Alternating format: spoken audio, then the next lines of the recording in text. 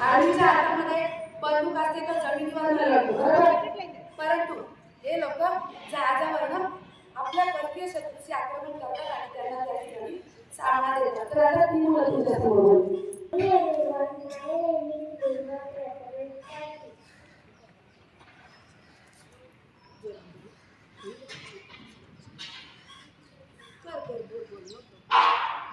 Today is 4th December. We celebrate our Indian Navy Day.